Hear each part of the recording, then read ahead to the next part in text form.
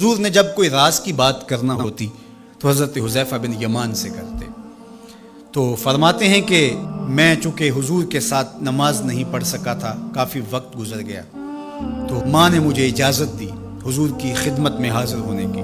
اس شرط پہ ماں نے چھٹی دے دی کہ حضور سے جا کے میرے لیے بھی اور اپنے لیے بھی مغفرت کی دعا کروانا، چونکہ صحابہ کی شدید آرزو ہوتی تھی کہ حضور کے ہاتھ اٹھ جائے۔ انہیں پتہ تھا کہ یہ ہاتھ اٹھ جائے تو باب اجابت تک پہنچتے ہیں، پھر خالی نہیں موڑے جاتے۔ تو کہا کہ حضور سے میرے لیے اور اپنے لیے مغفرت کی دعا کروانا۔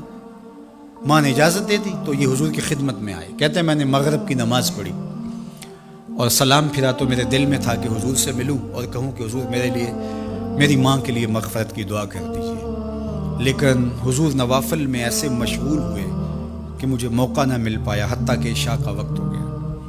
عشاء کی اذان پکاری جانے لگی، حضور نے نماز عشاء پڑھائی، سلام پھرا تو میرے دل میں تھا کہ ماں نے جاتے ہی پوچھنا ہے کہ دعا کروائی تھی تو کیا جواب دوں گا۔ مغرب کی نماز کی چھٹی ملی، عشاء بھی ہو گئی اور میں عرض نہیں کر سکا۔ تو میں ابھی سوچ ہی رہا تھا کہ حضور حجرہ انور کی طرف بڑھ گئے۔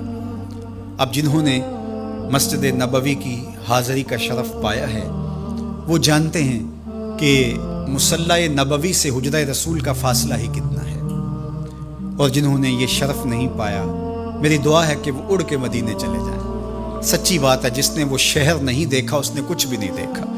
جنوں ویک کے اکھیاں ٹھر دیاں نے، جنوں ویک کے ٹھر دا سینہ ہے، ربا تیری ساری خدائی وچوں بس اکو شہر مدینہ ہے۔ آج اس وقت پوری دنیا کے اوپر جو وبا پھیلی ہے اس کی وجہ سے، جہاں اور بہت ساری چیزیں ہمارے لیے اذیت اور دکھ کا ذریعہ ہیں، وہاں ایک بہت بڑا دکھ ہے کہ مسجد نبوی کے دروازے بھی بند ہیں۔ تو یہ دن تھے کہ حرم کی رونقیں دیکھنے والی ہوتی، مواج انور کے سامنے درودوں کی بہار ہوتی، مدینے میں بیٹھ کے حضور کے روضے کے سامنے حضور علیہ الصلوۃ والسلام کے شہر کی پکی ہوئی کھجوروں سے افطاری کرنے کا اپنا ہی لطف ہوتا۔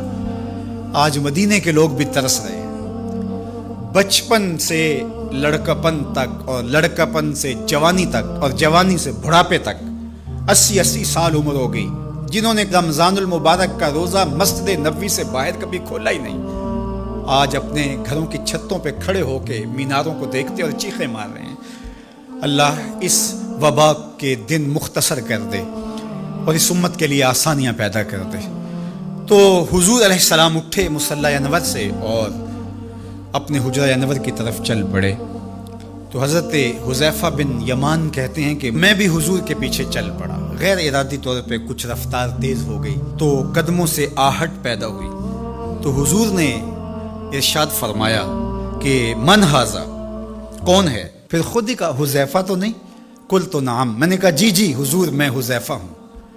تو آقا کریم علیہ السلام نے کوئی توقف کیے بغیر فرمایا ما حاجتوں کا غفر اللہ لک وال امک، اللہ تجھے بھی بخش دے، تیری ماں کو بھی بخش دے، کس کام آئے ہو؟ اب حذیفہ بن یمان کہتے ہیں جو کام تھا وہ تو جنبش لب سے پہلے ہو گیا، یہاں تو لفظوں کا سہارا نہیں لینا پڑتا، وہ بند لبوں کی بولیاں سمجھتے ہیں۔ تو کہتے ہیں کہ جو حاجت تھی وہ تو پوری ہو گئی، یہی تو کہنا تھا کہ حضور میرے لیے اور میری ماں کے لیے مغفرت کی دعا کیجیے۔ پھر حضور نے ارشاد فرمایا قال ان ھذا ملک لم ينزل الارض قط قبل هذه اللیلہ، اے حذیفہ یہ فرشتہ ہے جو اس رات سے پہلے زمین پر کبھی نہیں آیا، یہ پہلی مرتبہ آیا ہے۔ استاذن ربہ ان یسلم علی، اس نے رب سے اجازت مانگی تھی، مالک تیرے محبوب کو سلام نہ کر رہا ہوں، مجھے سلام کرنے آیا ہے، لیکن ساتھ ساتھ مالک نے کہا کہ جا رہے ہو میرے محبوب کے پاس سلامی پیش کرنے کے لیے تو ایک تحفہ بھی لیتے جاؤ، تو وہ بھی مجھے دینے آیا ہے۔ تو وہ تحفہ کیا ہے سنو، بے انا فاطمہ سیدۃ نساء اہل الجنہ، مجھے خوشخبری دینے آیا ہے کہ آپ کی بیٹی فاطمہ جنتی عورتوں کی سردار ہے، اور وَأَنَّ الْحَسَنَ وَالْحُسَيْنَ سَيِّدَا شَبَابِ أَهْلِ الْجَنَّةِ، اور حسن اور حسین فاطمہ کے بیٹے جنتی جوانوں کے سردار ہیں۔ یہ آج خوشخبری لے کر کے میرے پاس مجھے سلام کرنے آیا ہے۔ تو یہ ملکہ جنت ہیں، خاتون جنت ہیں، سیدہ نساء اہل جنت ہیں۔ کہتے ہیں کہ جب حضور علیہ الصلاۃ والسلام کو سیدہ فاطمہ الزہرا رضی اللہ تعالی عنہا کوئی بات کرتی تھی تو حضور ان کی بات کو نہیں ٹالتے تھے، ان کی بات مان لیتے تھے۔ تو آج ہم سیدہ فاطمہ الزہرا رضی اللہ تعالی عنہا کی وساطت سے حضور کی بارگاہ میں استغاثہ پیش کرتے ہیں کہ اس امت مرحوم پہ اللہ سے رحم کی خیرات مانگے اور اللہ میرے وطن کی خیر کرے، امن، رحمت اور کرم نوازیوں کے اجالے اور نور نصیب ہو، میری قوم کی بیٹیوں کو اسوہ فاطمہ کے اجالے عطا ہو۔